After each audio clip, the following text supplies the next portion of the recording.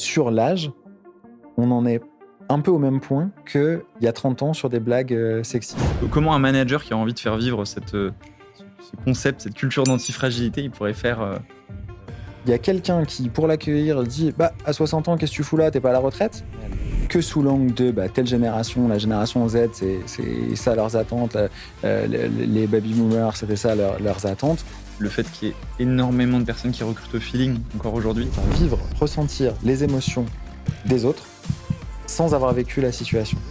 Puisque c'est pas parce que hier j'ai discriminé quelqu'un sur son âge que demain je peux pas changer. D'où le titre de mon livre, Jamais trop tard.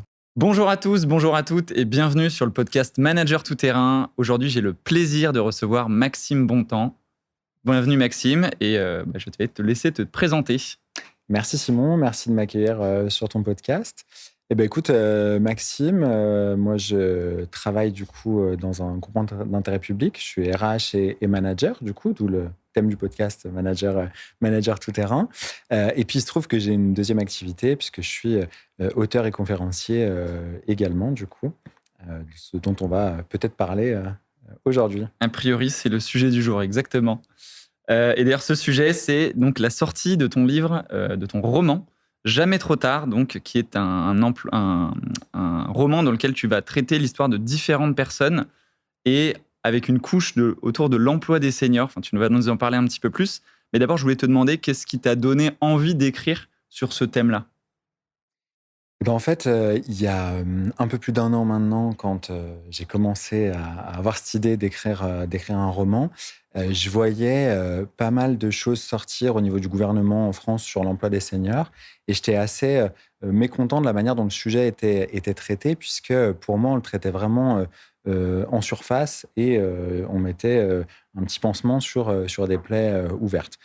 Bon, malheureusement, le contexte actuel aujourd'hui me montre qu'on n'a pas changé en 1 an, puisque on vient de faire en sorte de diminuer le temps d'indemnisation suite à des ruptures conventionnelles pour les salariés de plus de 57 ans, ce qui pour moi est une aberration, puisque après 57 ans, c'est là où on a le plus de risques de ne pas retrouver un emploi, du coup. Et donc, j'étais plutôt mécontent de la manière dont c'était traité, et je me suis demandé comment je pouvais faire, parce que j'aime pas les gens qui râlent, mais qui font rien en face. Et donc, moi, mon idée, ça a été de dire, je vais écrire un livre. J'aurais pu écrire un livre qui est les 10 clés pour recruter, manager, fidéliser les seniors. Bon, il y aurait eu 12 personnes qui l'auraient acheté, voilà. J'ai plutôt fait le choix d'écrire un roman qui peut se lire par n'importe qui n'est pas forcément intéressé par la thématique de fond. C'est pour ça que c'est un roman choral avec plein d'histoires de vie qui s'entremêlent tout au long du livre, qui joue beaucoup sur le côté émotionnel et identification des uns des autres, et qui permet de fait de se dire je suis une histoire avec différents personnages, et ça plante une petite graine sur mon sujet de fond qui est l'emploi des seniors. Oui. C'est vrai qu'on suit dans ton roman, que j'ai eu le plaisir de lire, on suit donc les histoires de Michael, de Sonia, de Pierre et même d'autres, parce qu'il croise la route de beaucoup de personnes.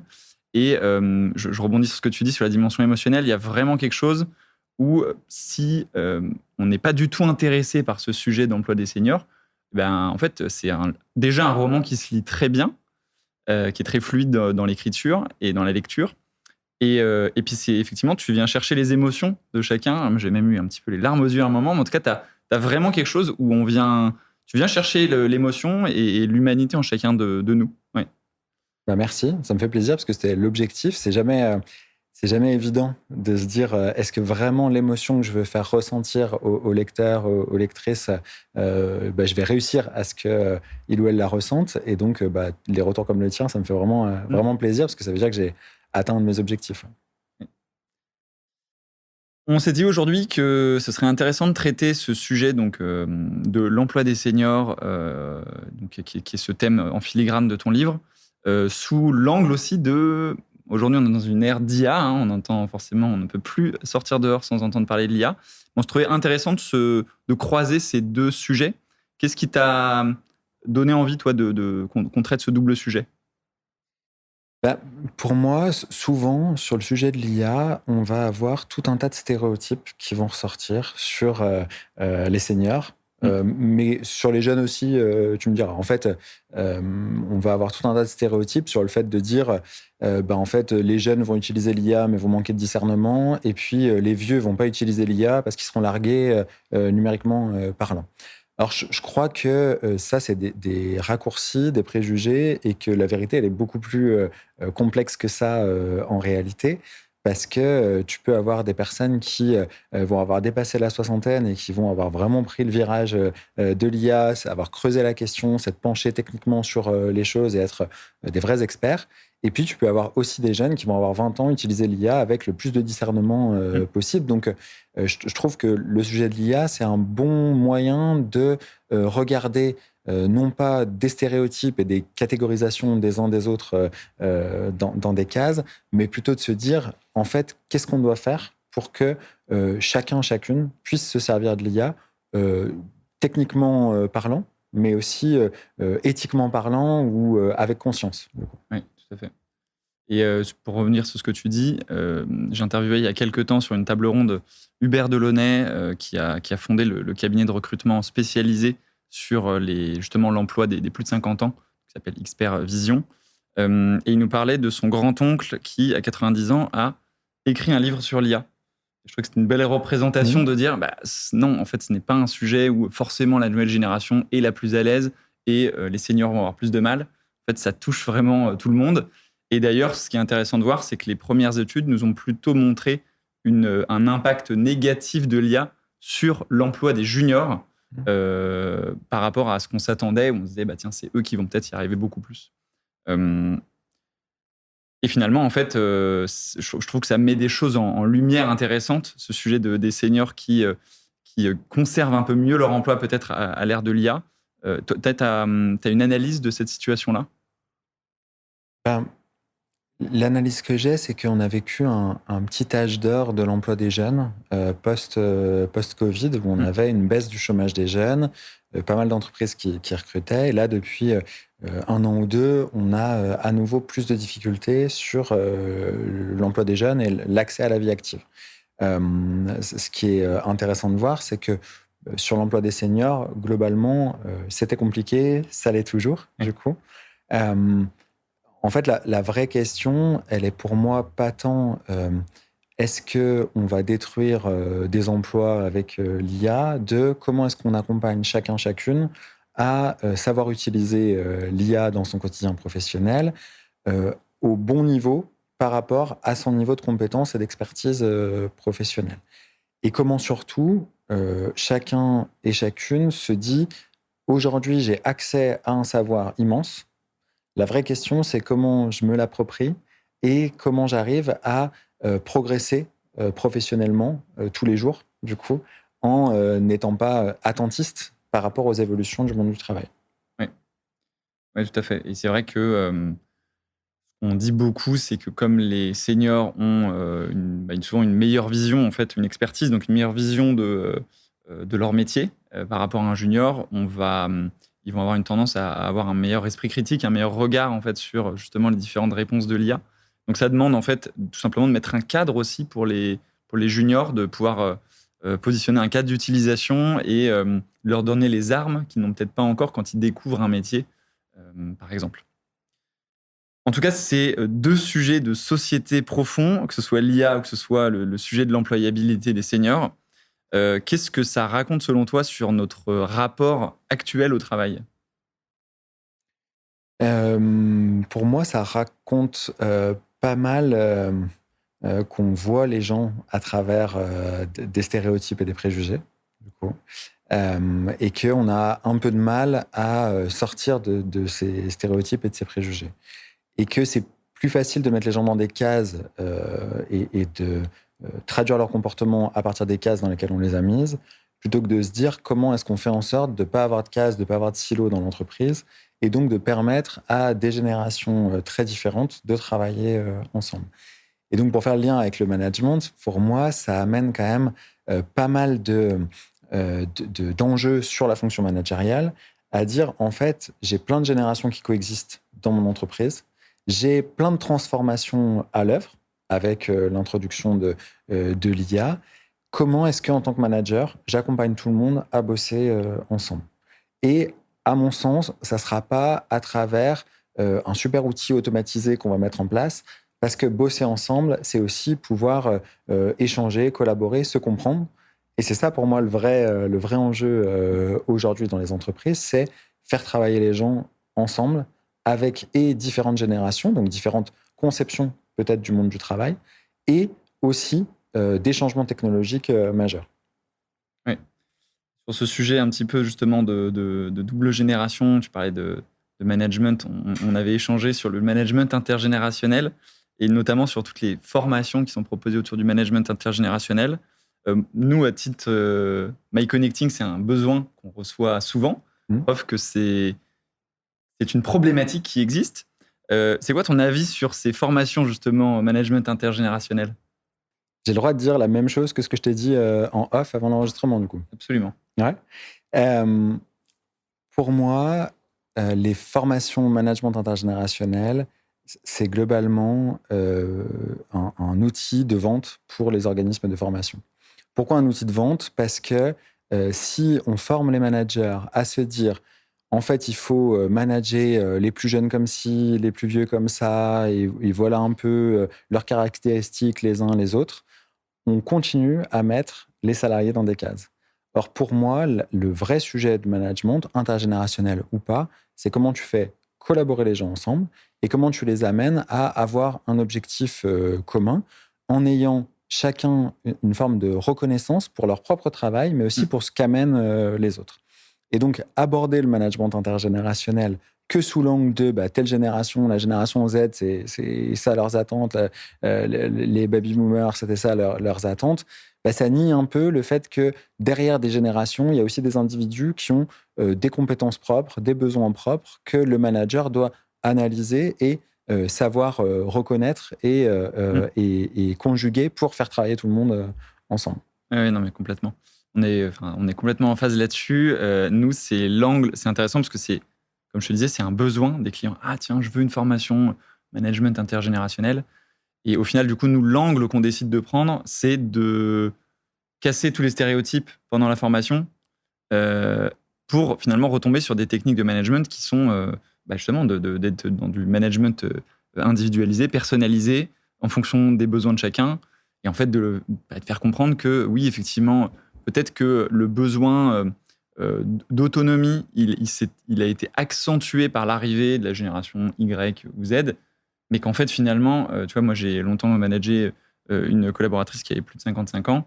En fait, elle était très contente que je lui donne de l'autonomie. Et donc, finalement, même si ce besoin, il est venu se faire casser dans le monde du travail par une génération, tout le monde attend ça. Tout le monde veut de l'autonomie, tout le monde veut de la reconnaissance, tout le monde veut ces éléments-là.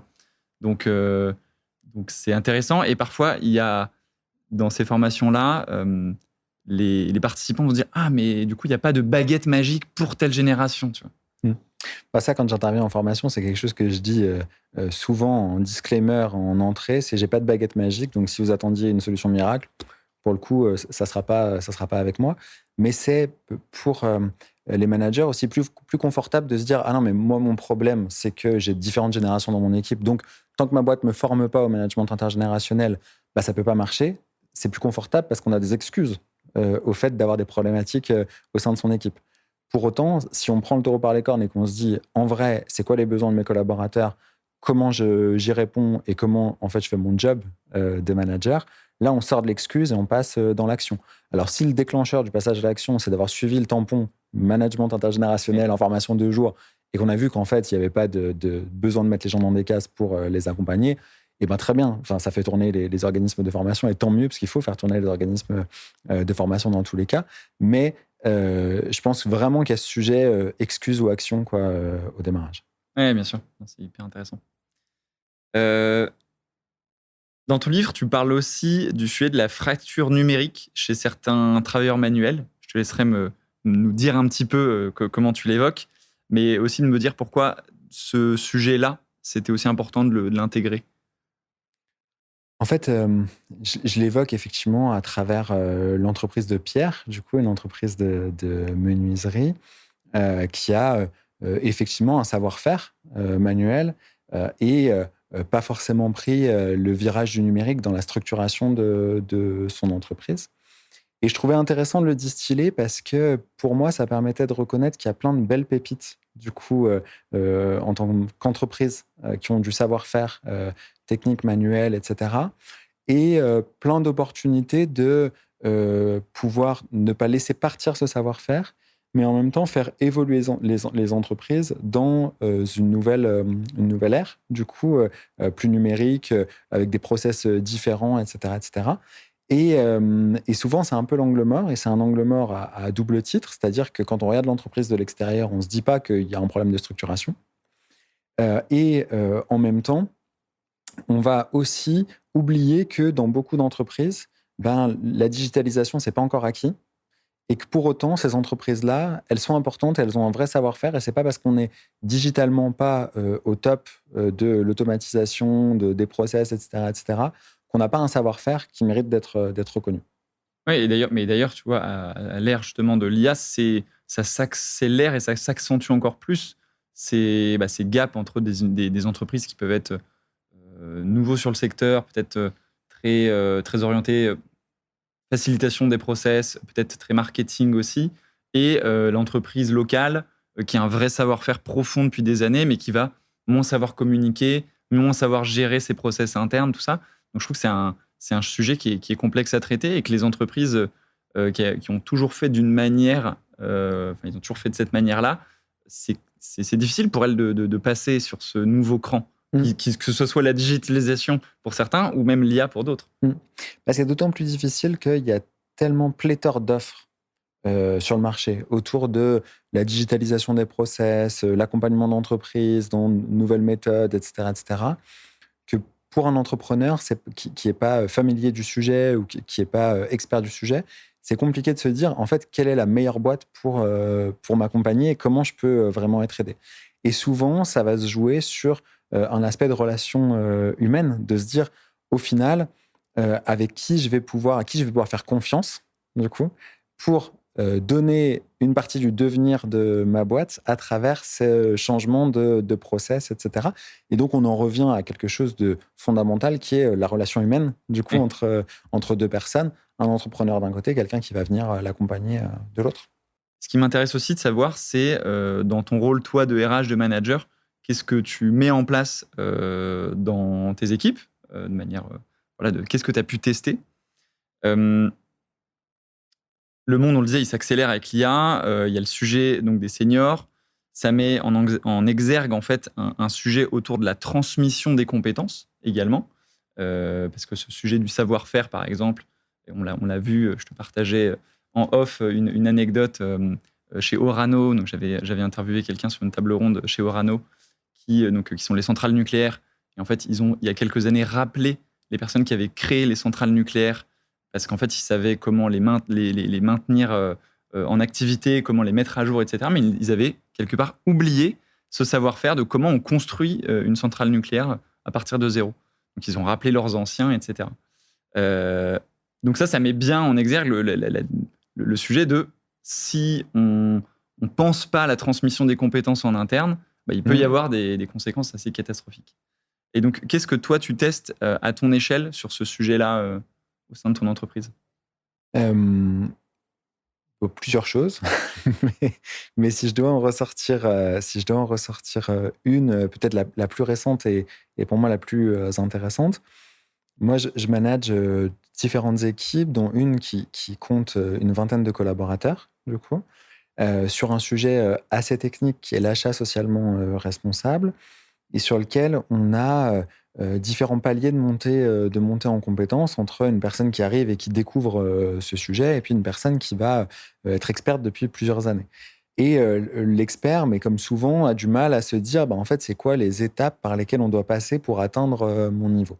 Et donc, ce qu'on a mis en place l'année dernière, c'est décomposer l'ensemble des connaissances et compétences attendues sur le poste en plein de micro-blocs, du coup, en disant, oui, il faut qu'on acquiert l'ensemble de ces petits blocs de compétences. Ces petits blocs de compétences, on en avait 92, on les a hiérarchisés dans par quoi il faut passer d'abord pour atteindre ce niveau expert. Et ensuite, on a construit des micro-learning, donc des mini-modules de formation qui durent 5 à 10 minutes, avec l'idée de créer un parcours pour une personne qui arrive, qui passe par les bonnes étapes et qui a du coup la capacité d'avoir et du texte, et de la vidéo, et des petits quiz du coup de mise en situation, qu'on fait passer du coup dans le bon ordre pour permettre de soutenir la transmission orale qu'on avait jusqu'à présent, qu'on ne nie pas, mais qu'on met comme une brique supplémentaire. C'est-à-dire qu'il y a le micro-learning et l'échange avec les pairs et l'apprentissage avec les pairs. Et ce qu'on a constaté, c'est que globalement, ça rassurait beaucoup les collaborateurs qui arrivaient de pouvoir revoir des notions sans avoir besoin de demander à quelqu'un, que ça s'intégrait bien dans leur quotidien professionnel parce que du coup, c'est des modules assez courts, de 5 à 10 minutes, et que pour les personnes qui transmettaient leurs compétences, c'était hyper positif aussi parce que les nouveaux collaborateurs arrivaient en ayant déjà une première vision du coup d'éléments et donc des questions beaucoup plus précises. Et donc ça, pour le coup, je trouve que c'est une démarche assez intéressante de ne pas fonctionner en gros blocs du coup de formation quand on fait des learnings qui durent 1 heure, 2 heures, 3 heures. En fait, possiblement, on perd les gens au bout d'un moment. Là, 5 à 10 minutes, c'est assez intéressant. Et puis de le construire avec l'équipe pour non pas avoir la pratique théorique, mais du coup aller chercher la pratique réelle déployée sur le terrain. Et ça, par exemple, c'est hyper intéressant. Comment vous avez récupéré, tu disais que c'était beaucoup de l'oral, justement, des choses qui étaient plutôt, qui étaient dans la connaissance de chaque individu. Comment vous avez récupéré ces éléments-là? Et puis, deuxième question, comment vous le mettez à jour en fonction de choses peut-être, alors soit c'est des choses qui n'évoluent pas parce que c'est le métier en tant que tel, soit peut-être il y a des choses qui évoluent. Donc, comment vous mettez ça à jour? En fait, comment on l'a récupéré? On a identifié des experts par thématique et on leur a donné un canevas de transmission de leur expertise en disant voilà le canevas qu'il faut que tu puisses compléter pour qu'on aille chercher cette expertise-là. Ensuite, on a refait une passe pour que pédagogiquement ça fonctionne. Et enfin, une fois qu'on l'avait créé, on l'a fait tester à d'autres personnes qui avaient le même niveau d'expertise ou presque, pour voir ce qu'elles en pensaient et si c'était bien cohérent avec leur pratique ou si elles voyaient des angles morts. Ce qui a permis de renforcer la robustesse du coup de ces modules en se disant c'est pas juste une personne qui transmet son savoir de n'importe quelle manière, c'est on transmet le savoir dans un canevas identique, on le retraite pédagogiquement parlant et on le refait tester par quelqu'un qui a la même expertise mais qui n'a pas participé à la construction. Après, sur la mise à jour, on a beaucoup de choses qui sont effectivement dans ce qu'on a créé intemporel. Et là, on va arriver, parce que ça fait 1 an qu'on a créé ça, à un cycle un peu de revue, de se dire globalement, où est-ce que se nichent les éléments qui sont peut-être un peu en décalage. Et puis ce qu'on constate aussi, c'est que malgré tout, malgré le fait de partir de la pratique, il y a encore des choses où on peut constater des petits décalages entre ce qu'on a mis en micro-learning et la pratique quotidienne. Et donc, ça permet aussi d'avoir un indicateur sur, tiens, est-ce que c'est la pratique qui a évolué et donc il faut qu'on fasse évoluer le learning parce que la pratique est la bonne, ou est-ce qu'en fait, on dévie d'une pratique théorique qui est la bonne et donc il faut qu'on ramène du cadre sur, en fait, non, la bonne pratique, c'est celle-là. Hyper intéressant. Tu disais qu'il y avait d'autres choses. Qu'est-ce que vous avez testé Ouais, après, nous, on a un système de mentorat aussi, du coup, du parrainage pour nos nouveaux arrivants, qu'on a associé avec un parrainage aussi un peu thématique, c'est-à-dire une personne qui a le même poste, du coup, qui fait figure d'expert pour répondre, du coup, aux questions des personnes qui arrivent. Et puis, on fonctionne beaucoup sur des groupes d'échange par même métier, du coup, en se disant, on a des séances dédiées où chacun amène sa problématique et on partage sur la résolution de cette problématique. C'est-à-dire, il n'y a pas une question, un expert qui répond, c'est une question, le groupe se dit comment est-ce qu'on pourrait y répondre et après, l'expert prend la parole pour répondre. Un format un peu de co-développement, mais avec un expert. Ouais, un peu. Co-développement, c'est très structuré, cadré, etc. Donc, loin de moi l'idée de dire qu'on fait du co-dev. Je ne vais pas me faire taper dessus par les spécialistes du co-dev, mais en tout cas, un format effectivement qui va chercher l'intelligence collective. J'allais dire ça. Moi, j'ai vu une pratique la dernière fois en regardant le documentaire de Samuel Durand, d'ailleurs qu'on a vu ensemble, de Blaise Agresti, du coup guide de haute montagne, qui expliquait qu'il faisait du coup pour résoudre une problématique d'abord parler ceux qui avaient le moins d'expertise pour finir par l'expert, pour permettre à chacun de pouvoir apporter du coup Oui, sa propre vision. Donc c'est un peu ça l'idée, moins processé que ce que peuvent faire les guides de haute montagne, mais avec néanmoins cette idée de ne pas tout de suite apporter la solution, parce que la réflexion sur la bonne solution fait partie du processus d'apprentissage. oui, bien sûr. Et ça, ce que tu dis, c'est vrai que tu vois, je n'avais pas fait ce parallèle en regardant le documentaire. C'est notamment ce qu'on donne dans les formations sur les biais cognitifs. Parce qu'en fait, ça te permet d'éviter le biais d'autorité, notamment quand tu es manager. Mmh. Si tu poses la question, enfin voilà, s'il y a une question qui est posée sur un sujet et que c'est le manager qui prend la parole en premier, en donnant son opinion, on va avoir une tendance naturelle donc à suivre l'autorité, on va dire, Mmh. du manager et donc d'avoir moins envie, en tout cas, d'être dans la contradiction. Ce qu'on a déjà fait, nous, par exemple, c'est des choses autour de... on écrit tous son opinion sur un papier, ce genre de choses, etc. Donc, selon les typologies de décision, etc., c'est intéressant. Donc, soit de le faire parler le manager en dernier, soit de se dire comment on fait pour que chacun puisse librement partager, en tout cas, Mmh. son avis. Mmh. Ouais, Voilà. complètement. Super. Alors, c'est marrant parce que quand on a préparé cet épisode, tu m'as parlé d'un concept, parce que tu venais de lire une newsletter d'Ulysse Lubin sur l'antifragilité. Mmh. Et on a fait pas mal de parallèles sur la période dans laquelle on est aujourd'hui. Et donc, je voulais te reposer cette question. Qu'est-ce que tu fais comme parallèle sur ce sujet-là? En nous en donnant un mot, bien sûr. Et puis, ce concept, du coup, d'antifragilité. Mmh. Ouais, c'est marrant de se dire, on prépare un enregistrement, on est vachement touché par les dernières choses qu'on a lues, qu'on a vues, etc. Et effectivement, moi, je venais juste de relire cette newsletter d'Ulysse Lubin sur la thématique de l'antifragilité, un concept que j'avais regardé du coup avec Nassim Taleb, du coup un peu auparavant et qui m'était revenu du coup sur le devant de la scène. Je pense qu'effectivement, on est dans une période de changements importants, du coup, à la fois sociétaux, avec un retour, j'ai envie de dire, de discrimination ouverte, peut-être un peu plus affirmée aujourd'hui, et à la fois un changement technologique important, du coup, avec l'IA. Et ces changements-là mettent à l'épreuve nos organisations.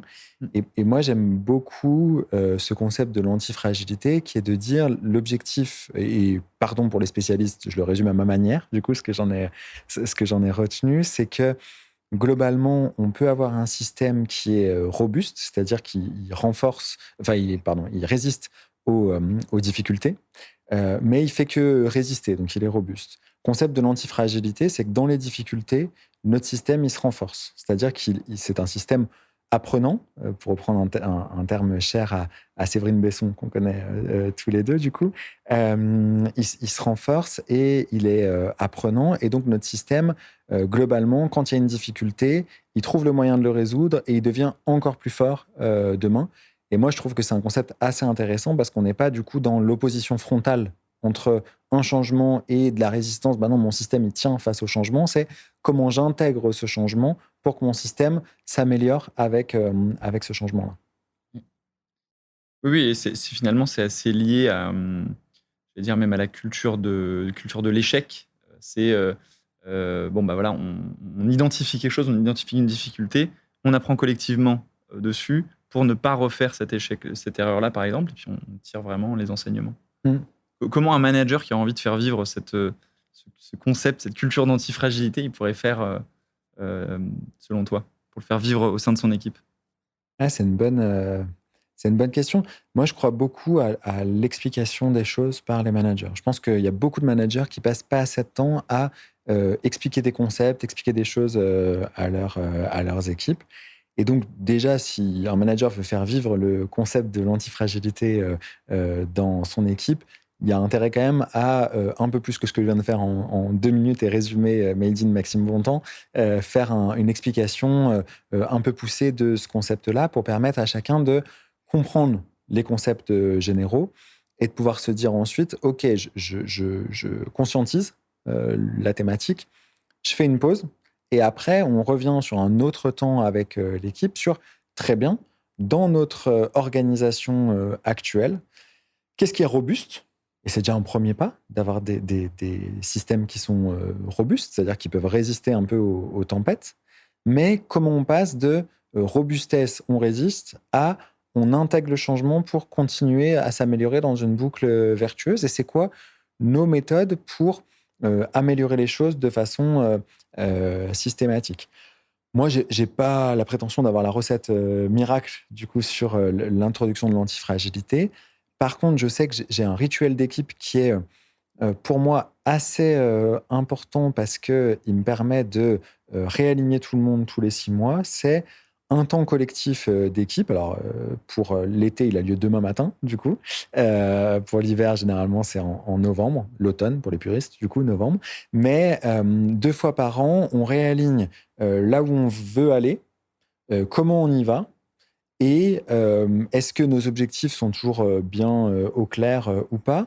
Et est-ce que en tant qu'équipe, on fait vraiment équipe?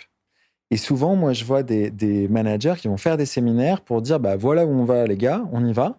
Par contre, comment on y va ensemble et comment ça fonctionne dans l'équipe, bah, je vais peut-être pas trop aborder le sujet parce que j'ai un peu peur de ce qui pourrait ressortir. Je sais qu'il y a deux, trois petits conflits larvés, deux, trois petits sujets de relations interpersonnelles. Donc, surtout, je vais pas aborder le sujet. Meilleur moyen pour moi de renforcer le conflit dans l'équipe que de pas aborder le sujet. Et donc, moi, j'ai une attention particulière à chaque fois sur ces temps-là, pouvoir traiter du fond, c'est-à-dire où est-ce qu'on va ensemble, et de la forme, c'est-à-dire comment est-ce que l'équipe vit ensemble. Aussi bien dans des périodes où l'équipe vit pas très bien ensemble et où c'est nécessaire, que comme demain, une période où mon équipe, et je touche un fauteuil en je ne sais pas quoi, mais en tout cas du bois ou quoi que ce soit, l'équipe vit bien en ce moment. Euh, pour le coup, je vais quand même aborder cet axe de nos relations dans l'équipe, comment ça se passe, parce que même quand ça va bien, c'est important d'aborder le sujet pour continuer sur cette dynamique-là. Alors, comment là, s'il y a un manager qui t'écoute, qui se dit, mais bien sûr, mais ça, je veux mettre ça en place, comment tu animes ça? Ça prend quelle forme, quel format, combien de temps?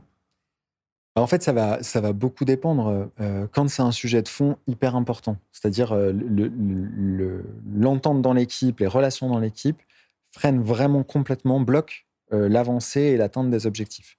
Là, je vais en faire un sujet à part entière sur, pour moi, comment est-ce que on collabore ensemble? C'est quoi nos visions du travail, de Repose la le cadre. coopération, etc. Donc, on repose le cadre, effectivement. Donc ça, il y a tout un tas d'ateliers qui existent pour reposer le cadre et surtout se mettre d'accord sur le sens des mots. Parce que derrière un mot qui peut être très galvaudé, type bienveillance, en fait, derrière bienveillance, il y a des définitions aussi diverses et variées que le nombre d'individus qu'on aura dans la pièce. Donc, quels Et sont les donc, comportements qu'on met derrière? tout à fait. Et donc, moi, je me sers beaucoup d'exemples en disant, bah, c'est quoi pour toi l'exemple de la bienveillance et c'est quoi un comportement qui n'est pas bienveillant? Et parfois, on se rend compte que, bah, du coup, à travers l'exemple, on n'est pas forcément aligné. Après, ça peut être des choses tout simples. Il y a plein de jeux. Moi, j'aime bien les jeux de cartes, du coup. Donc, je me sers souvent de jeux de cartes sur les émotions, ce qu'on ressent pour les autres, les qualités. Il y a un super jeu qui s'appelle Totem. Je ne sais pas si tu le connais, Totem. Ce jeu-là, l'objectif, on peut s'en servir de plein de manières différentes, mais un des objectifs, c'est de donner une carte Totem avec une qualité à quelqu'un d'autre. Et donc, rien que positivement, venir renforcer la qualité qu'on voit chez l'autre et on est forcé de choisir parmi un éventail de qualités. Donc, on n'a pas forcément toutes les qualités qu'on voudrait mettre du coup tout de suite et donner à l'autre. Et c'est un jeu, alors la tagline du jeu, c'est le jeu qui fait du bien, mais très clairement, ça prend allez, 20 minutes à faire ça et ça permet à chacun de ressortir avec deux, trois qualités que les autres voient chez lui ou elle. Et ben oui, ça fait du bien et ça permet de renforcer cette entente dans l'équipe. Alors, j'imagine que tu as peut-être des seniors dans ton équipe. Comment tu traites ce sujet de l'intergénérationnel? Tout à l'heure, on disait peut-être pas forcément passer par une formation management intergénérationnelle, mais du coup, comment on fait pour ce sujet-là au sein de l'équipe? Oui, j'ai des seniors dans mon équipe, puisque du coup, j'ai des personnes qui sont proches de la retraite, du coup, pour certaines que j'ai embauchées au-delà de 60 ans, au-delà de 55, etc. Parce que je crois beaucoup à l'exemplarité, c'est-à-dire faire un roman sociétal dont le thème de fond est l'emploi des seniors pour planter une graine dans la tête de n'importe qui sur quel regard je porte sur les plus de 50 ans, 55 ans dans la société. Et si dans mon équipe, en propre, j'avais que des jeunes de moins de 30 ans, voilà, je ne serais pas crédible. Donc effectivement, j'essaie d'appliquer Cohérence, ouais. voilà, d'être cohérent et d'appliquer ce que je prône aussi. Et du coup, comme j'applique ce que je prône, je ne traite pas le sujet de l'intergénérationnel. Je traite le sujet de quelle est la vision du travail de chacun, quelles sont les attentes de chacun et de quoi chacun a besoin. Et donc, aussi bien, un de mes sujets qu'on pourrait raccrocher à l'intergénérationnel, ça a été la reconnaissance de la compétence de personnes qui arrivent, qui sont jeunes et qui arrivent dans l'équipe. Comment est-ce que n'importe qui dans l'équipe reconnaît à minima certaines compétences que les personnes amènent avec elles, même si elles n'ont pas l'expertise, l'expérience de personnes qui sont là depuis plus longtemps, comment est-ce qu'on fait en sorte de reconnaître malgré tout une partie des compétences qu'elles amènent, donc leur contribution au collectif. Et la reconnaissance de la contribution au collectif, peu importe son âge, son niveau d'expérience, c'est pour moi fondamental pour permettre que chacun se sente reconnu et donc en étant reconnu, puisse reconnaître les autres ensuite. Pour revenir sur ce que tu disais, et aussi l'enjeu d'avoir écrit ce livre, c'est justement le fait qu'il y ait des freins aujourd'hui de certaines personnes à embaucher des seniors. On le voit bien que c'est beaucoup plus compliqué quand tu passes voilà, 45, 50 ans, 55 ans, à être embauché. Qu'est-ce qui fait, selon toi, qu'il y ait ces freins, justement? Pour moi, il y a plusieurs niveaux de frein dans l'entreprise et il y a plusieurs niveaux de difficulté aussi pour les personnes qui recherchent un emploi passé 50 ans.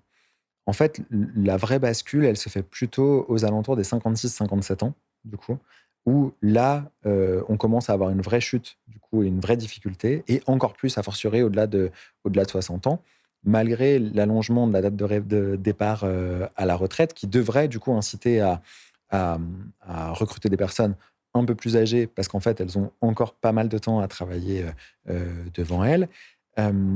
Globalement, il y a des freins qui vont être parfois au niveau, des dirigeants, des RH du coup, où, il y a une culture agiste un peu, en entreprise qui fait que, on va avoir des freins. Au final, je crois que c'est de moins en moins là que, ça se joue.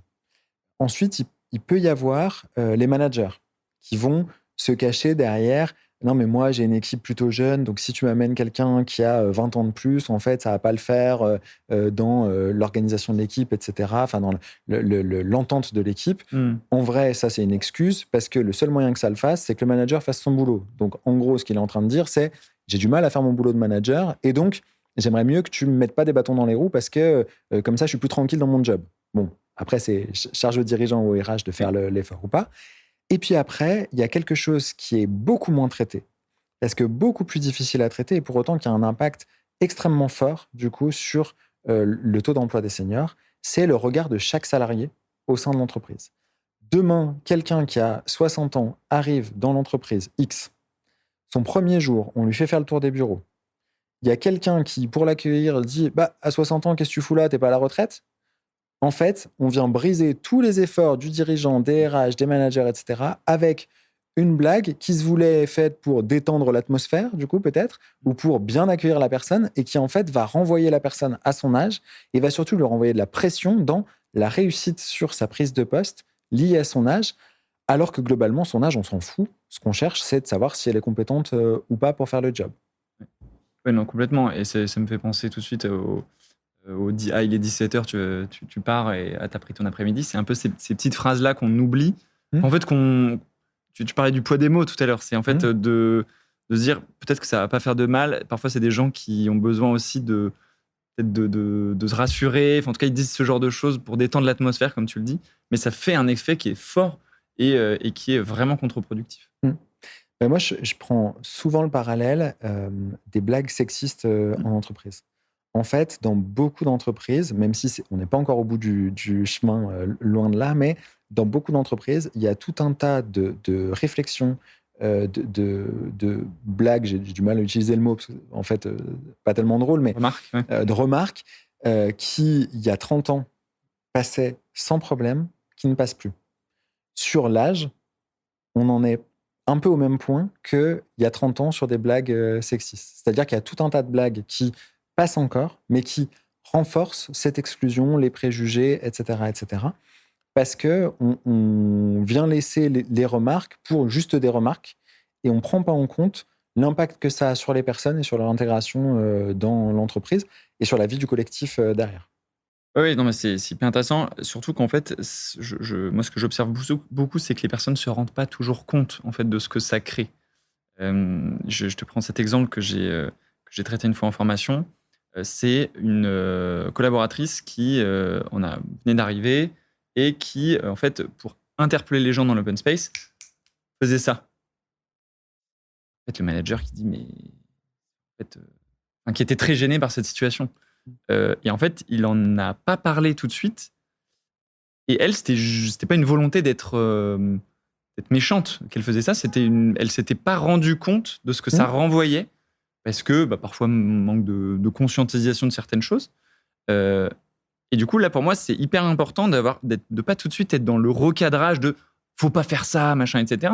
Mais plutôt d'expliquer, Mmh. d'aller expliquer voilà ce que ça m'a fait ressentir en fait quand tu m'as fait ça. Peut-être que pour toi, c'est un mode de communication, enfin, t'as pas l'impression de renvoyer ça, mais moi, j'ai ressenti ça.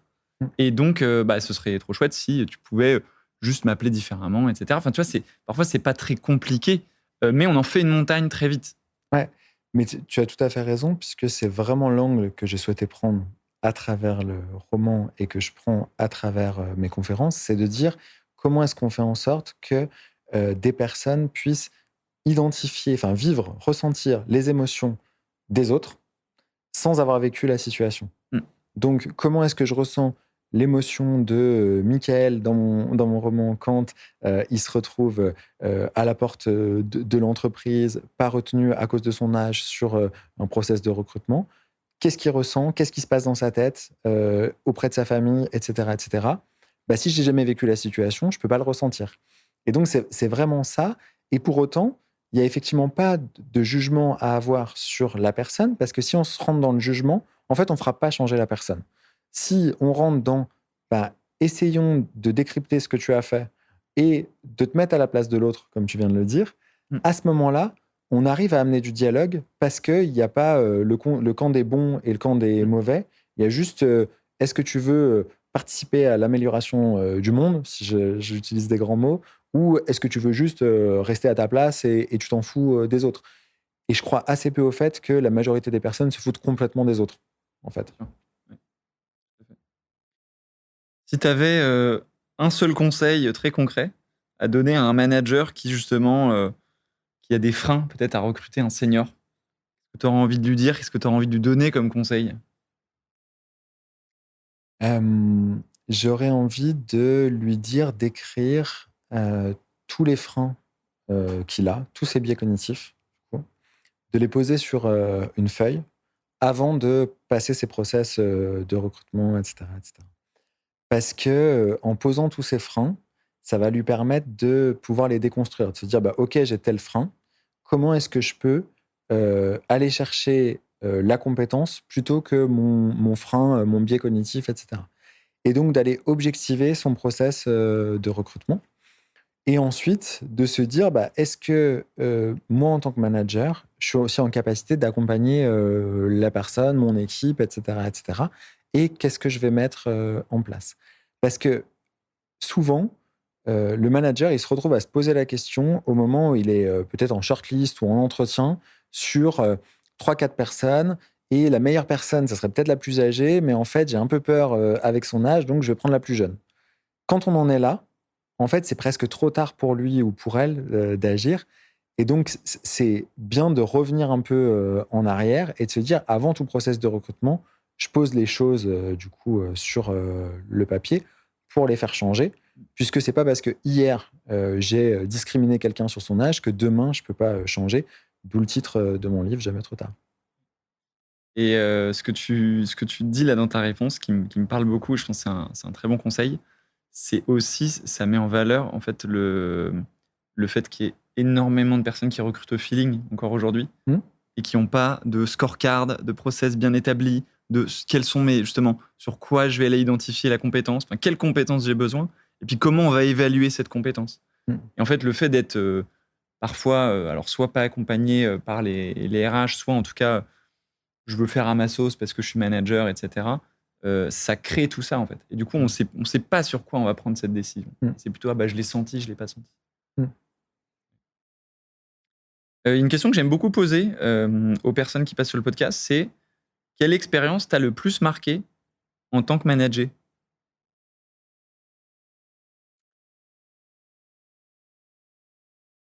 C'est une bonne. Ça peut être positif comme négatif. Ouais, c'est une bonne question. C'est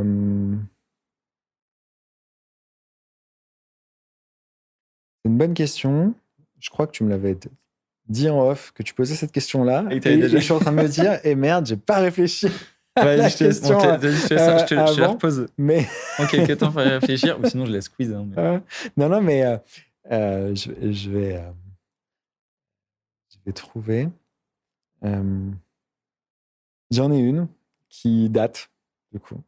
Quand j'ai commencé ma carrière professionnelle en travaillant à côté de mes études. Je travaillais dans un centre de loisirs, du coup, en animation socioculturelle. Donc, j'étais animateur avec des enfants, etc., etc. Et un jour, une des directrices responsables d'équipe m'a dit, en fait, faut pas chercher à ce que les enfants que t'encadres t'apprécient, il faut chercher à être juste. Et en fait, je trouve que c'est assez intéressant et assez puissant, et ça m'a vachement marqué en me disant, en fait, peu importe dans tes interactions, si tu es apprécié ou si tu n'es pas apprécié, si toi, tu es à l'aise avec ce que tu fais, que tu es juste, que tu es équitable, et ben globalement, derrière, qu'on t'aime ou qu'on t'aime pas, c'est accessoire parce que tu es en paix avec toi-même. Et ça, pour le coup, c'est quelque chose qui m'a marqué et que j'essaye d'appliquer. Et c'est pas toujours évident, du coup, d'appliquer ça, mais je crois beaucoup au fait que si un manager cherche à être aimé, apprécié de ses équipes, c'est là où il fera le plus de bêtises managériales. Alors que s'il cherche juste à être équitable et à faire son job, derrière, il y a des chances qu'il soit apprécié par ses équipes, même si en soi, c'est pas une finalité. Super livre, alors je vais plus avoir l'auteur, mais c'est Avoir le courage de ne pas être aimé, qui est un best-seller voilà, qui reprend un petit peu, pas sous les dimensions de travail, mais qui reprend ces notions-là. Super. Si tu avais un dernier mot, on va dire, un futur lecteur, qu'est-ce que tu aurais envie de lui dire? Voilà, quelqu'un qui n'a pas encore lu ton livre, qui se dit ça m'intéresse, mais je ne sais pas exactement. Donc, ça peut être, tu peux résumer en partie, tu peux donner un dernier avis. Voilà, qu'est-ce que tu aurais envie de dire? Je dirais que globalement, les lecteurs et lectrices qui ont lu mon livre en ressortent toutes et tous en se disant il y a un personnage que j'ai retrouvé chez moi ou chez quelqu'un d'autre. Et donc, c'est un roman qui se lit très facilement, du coup, parce que c'était mon objectif, qui se lit très facilement, mais qui a du fond. Et donc, c'est un bon moyen de se divertir tout en ayant en deuxième couche une petite graine, une petite réflexion. Donc, laissez-vous tenter. Merci beaucoup. Et puis, dernière question, s'il y a des personnes qui veulent te retrouver sur les réseaux, voilà, vers quoi tu nous orientes? Moi, je suis très actif sur LinkedIn, du coup, sur mon activité. Et de plus en plus, j'essaye de développer Instagram, du coup, Maxime Bontemps, auteur, pour justement cette activité d'auteur. Donc, tout dépend ce qui vous intéresse dans mon parcours. Merci beaucoup, Maxime. Merci, Simon.